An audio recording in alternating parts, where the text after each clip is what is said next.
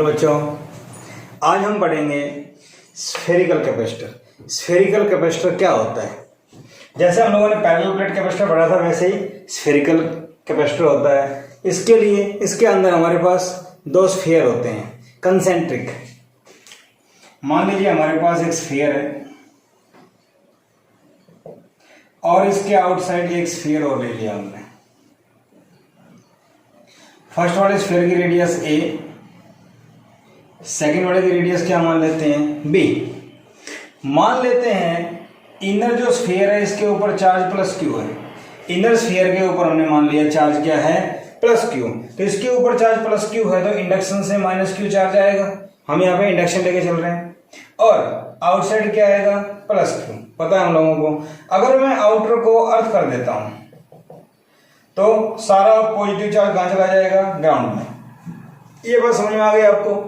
ये ए, ये बी, ये सारा आउटर में अर्थिंग हो जाएगी इसकी। ठीक है भाई, इतनी बात आप लोगों को समझ में आ गई। अब क्वेश्चन ये आता है कि मेरे पास चार्ज जो है वो इस आउटर सरफेस से लेके इसके इनर सरफेस तक है। तो चार्ज प्लस क्यू से माइनस क्यू तक है। मुझे इस फील्ड में पोटेंशियल निकालना है। क्या निकालना है मुझे इस फील्ड में? पोटेंशियल। ठीक है भाई, तो मैं क्या करता हूं, यहां से आर पे जाके एक स्मॉल गॉसियन सरफेस मान लेता हूं। आर डिस्टेंस पे जाके एक गॉसियन सरफेस मान लेता हूं। ठीक है बेटा। और आपको पता है कि गॉसियन सरफेस, गॉस थ्योरम जो होती है वो ये कहती है कि जो क्लोज सरफेस है, गॉसियन सरफेस है, उसके अंदर जो चार्ज है उसी से फ्लक्स बनेगा। मेरी बात समझ रहे हो? तो अकॉर्डिंग टू गॉस थ्योरम अगर मैं यूज करूं तो यहां पे इलेक्ट्रिक फील्ड क्या आना चाहिए? अकॉर्डिंग टू गॉस थ्योरम अगर मैं यहां यूज करूं तो ई dot D S Q by epsilon not. समझ रहे हो आप मेरी बात? तो कितना आना चाहिए? चलो मैं करके दिखाता हूं। अकॉर्डिंग टू गॉस थ्योरम, तो गॉस थ्योरम क्या कहती है, मैं आपको रिवाइज करवा रहा हूं, यहां करने की कोई रिक्वायरमेंट नहीं है, जस्ट समझाने के लिए बता रहा हूं। ई dot D S Q by epsilon not. Q क्या है? इसके अंदर का चार्ज। ठीक है भाई। ई सारा चार्ज सेल का आपको पता है सेंटर लाई करता है, तो यहां पे इलेक्ट्रिक फील्ड आउटवर्ड और स्मॉल एरिया एलिमेंट लेंगे वो भी आउटवर्ड। तो एंगल क्या हो गया? 0। ई मुझे निकालना है E dot D S Q by epsilon naught. E D S क्या होगा? 4 pi R square Q by epsilon naught. और ई क्या हो जाएगा? Q upon 4 pi epsilon naught are square. आगे बात समझ में?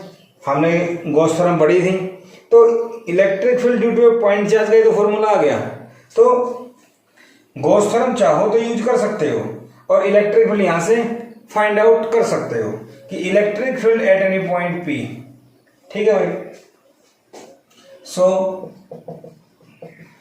इलेक्ट्रिक फील्ड एट पी कितना आ गया?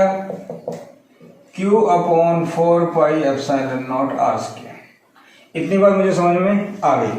तो यहां इलेक्ट्रिक फील्ड पता लग गया। ठीक है भाई।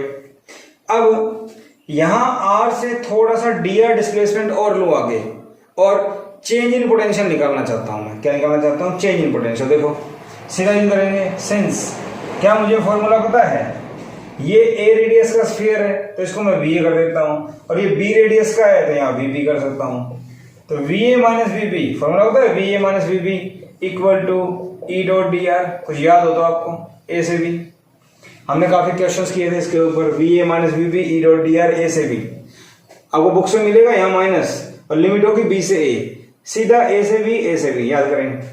अब इसका इलेक्ट्रिक फील्ड आउटवर्ड और डी आर डिस्प्लेसमेंट भी आउटवर्ड ही है, तो एंगल क्या हो गया? 0। तो simply E dot D R कर सकते हैं। E dot D R A से B E D R. E की वैल्यू क्या है? Q upon 4 pi epsilon naught are square D R A से बी। ये भी बात ठीक है। V A minus V B Q upon 4 pi epsilon not बाहर ले लिया, इंटीग्रेशन r की पावर -2 डी आर ए से बी। ये भी बात समझ में आ गई। इसके बाद देखो V A minus V B और Q upon 4 pi epsilon naught, इसका इंटीग्रेशन करेंगे तो r की पावर -2, तो ये आ जाएगा। समझ गए आप? ए से बी। तो Q/4πε0, ये क्या हो गया -1/r, ए से भी, समझ रहे हो। और अगर माइनस को मैं बाहर ले लूं कोई दिक्कत नहीं है, तो Q/4πε0 1/b - 1/a, मेरी बात समझ रहे हो। और VA - VB, ये बात समझ में आ गई, मेरे पास इतनी वैल्यू आ गई। अब मैं अगर यहाँ करूँ VA - VB और माइनस को अंदर ले जाऊं तो Q/4πε0, और माइनस साइन अंदर ले गया तो क्या हो जाएगा 1/a - 1/b, और इसको अगर सिंप्लीफाई करते हैं तो Q/4πε0 b - a/ab।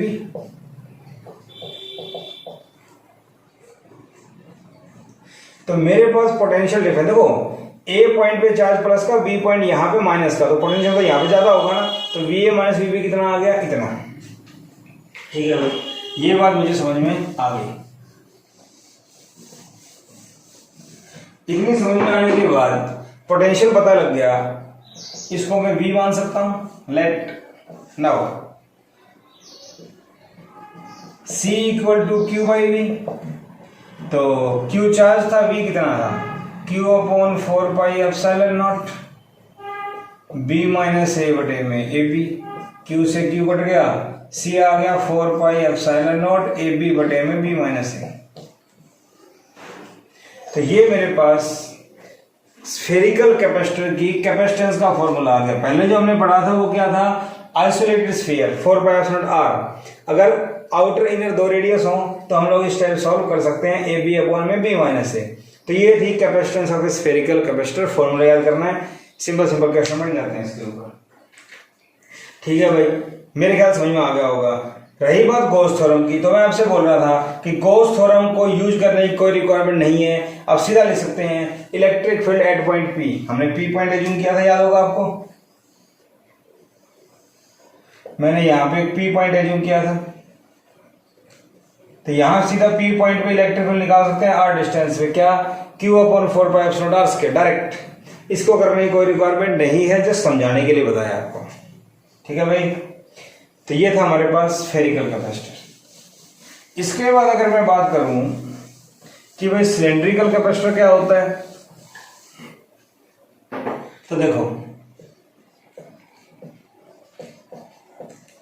Cylindrical capacitor, तो सिलेंड्रिकल कैपेसिटर की बात करूं तो मान लीजिए मेरे पास ये एक सिलेंडर है और ये इसकी एक्सिस है और इसकी रेडियस क्या मान लेते हैं a। ठीक है भाई, इसी टाइप से मैंने एक सिलेंडर और ले लिया, दोनों कोएक्सियल है, सेम एक्सिस है, और इसी टाइप से अगर देखा जाए तो दोनों इस टाइप से हैं, समझ गए आप, इसकी रेडियस a तो इसकी रेडियस b। वैसे ही मान लो अंदर वाले के ऊपर चार्ज +q, तो यहां क्या आ जाएगा -q। मेरी बात समझ पा रहे हो आप, ये +q यहाँ -q, और बाहर जो +q आएगा उसकी अर्थिंग कर देंगे, तो सारा जो +q था वो कहां चला जाएगा, अंदर। ठीक है भाई, बात समझ में आ गई। अब मेरा जो फील्ड है वो कहां से कहां फैलेगा, +q से -q के बीच में। तो वैसे ही एक गॉसियन सरफेस अगर मैं एज्यूम कर लूं, मेरी बात समझ रहे हो आप, इस टाइप से ये एक पॉइंट मान लेता हूं मैं P, तो इसकी यहां से डिस्टेंस क्या मान लेता हूं मैं R। तो मुझे एक बार बताओ, हम लोगों ने गॉस थ्योरम में पढ़ा था एक सिलेंड्रिकल वायर है या इनफाइनाइट वायर है, यूं कह सकते हैं, उसकी वजह से किसी पॉइंट पे इलेक्ट्रिक फील्ड क्या था, याद हो तो 2k λ/r। नहीं याद है तो उसके लिए हम फिर से गॉस थ्योरम अप्लाई कर लेते हैं समझाने के लिए। According to Gauss theorem, suppose कीजिए ये पॉइंट है P, यहां से इसका इलेक्ट्रिक फील्ड, क्योंकि ये पॉजिटिव चार्ज है तो बाहर की तरफ, और एरिया ये भी आउटवर्ड, तो E.ds Q/ε और Q इसके ऊपर चार्ज है +q। समझ रहे हैं मेरी बात। तो दोनों आउटवर्ड है, तो EDS Q by epsilon not. E मुझे चाहिए, DS सिलेंडर का एरिया क्या हो जाएगा 2 पाई R L। L क्या है, L इसकी लेंथ मान ली मैंने, सिलेंडर की लेंथ क्या मान लेता हूं मैं L, और Q बाई एप्सिलॉन नॉट। तो बेटा E क्या आ गया, Q upon 2 pi epsilon not, 2 pi epsilon not Q upon 2 pi epsilon not RL हो गया। अगर मैं यहां पे मानूं लैम्डा लीनियर चार्ज डेंसिटी है, तो लैम्डा इक्वल टू क्या हो जाएगा Q by L. Lambda equal to क्या हो जाएगा Q बाई एल, तो Q क्या हो जाएगा लैम्डा एल। तो सीधा पुट कर दूं, अगर मैं लिखूं lambda linear charge density, charge per unit length, तो लेंथ कट गई, तो इलेक्ट्रिक फील्ड क्या आ गया lambda upon 2 pi epsilon R. तो 2k लैम्डा बाई आर आया, नहीं आया, क्यों, 2 से मल्टीप्लाई कर दो 4 पाई, और 1 अपॉन 4 पाई क्या होता है K2। तो एक ही बात है, ऐसे लिख सकते हैं। तो एक इनफाइनाइट वायर की वजह से इलेक्ट्रिक फील्ड का फॉर्मूला डायरेक्ट याद कर लो, याद नहीं है तो गॉस थ्योरम से हम लोग सॉल्व कर सकते हैं। मेरी बात समझ में आ गई, E निकल गया। नाउ फिर वही ये A ये B, VA minus VB, A से B E डॉट dr, फिर वही फॉर्मूला EB आउटवर्ड dr भी आउटवर्ड, तो कोई दिक्कत नहीं है, VA माइनस VB, और A से B E क्या है lambda upon 2 pi epsilon not R dr, समझ के बात। तो बेटा VA minus VB lambda upon 2 pi epsilon not bar integration dr by r A से B, बात समझ में आ गई। तो lambda upon 2 pi epsilon not, इस पोटेंशियल डिफरेंस को मैं V मान लूं, और ये 1 बाई r का इंटीग्रेशन क्या होता है log r, लिमिट A से B, तो V क्या हो गया lambda upon 2 pi epsilon naught ln upper limit minus lower limit हो गया lambda upon 2 pi epsilon naught ln B by A, क्या हो गया भाई B बाई A। तो ये मेरे पास फॉर्मूला किसका आ गया V, potential difference VA minus VB। ठीक है भाई, ये बात समझ में आ गई। इसके बाद अगर मैं बात करूं कि भाई कैपेसिटेंस बताओ, कैपेसिटेंस क्या होता है Q बाई V, तो C equal to Q by V, V का फॉर्मूला क्या है lambda upon 2 pi epsilon naught ln B by A। मेरी बात समझ रहे हो।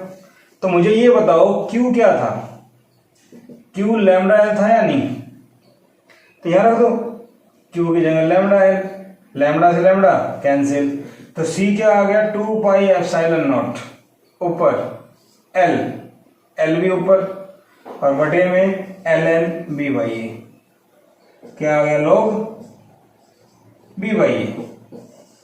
तो ये मेरे पास सिलेंड्रिकल कैपेसिटेंस की कैपेसिटेंस निकालने का फॉर्मूला आ गया, सिलेंड्रिकल कैपेसिटर की कैपेसिटेंस निकालने का फॉर्मूला आ गया। समझ पा रहे हैं मेरी बात। तो मेरे पास C की वैल्यू क्या आई 2 pi epsilon not L divide by ln B by A। B outer radius, ये इनर रेडियस, तो कैपेसिटेंस का फॉर्मूला मेरे पास क्या आ गया, ये आ गया। ठीक है भाई, कुछ नहीं करना, सिंपल सी बात है कि आपको सिलेंडर का कैपेसिटर मान ले, कोई पॉइंट मान लो, अगर वहां का इलेक्ट्रिक फील्ड आपको डायरेक्ट याद है तो डायरेक्ट वैल्यू लिख दो, अदरवाइज आप फॉर्मूला अप्लाई कर दो, आंसर आ जाएगा। फॉर्मूला अप्लाई कर दो, आंसर आ जाएगा। ऐसे ही स्फेरिकल कैपेसिटर में करना था, ऐसा यहाँ पे करना है। Thank you.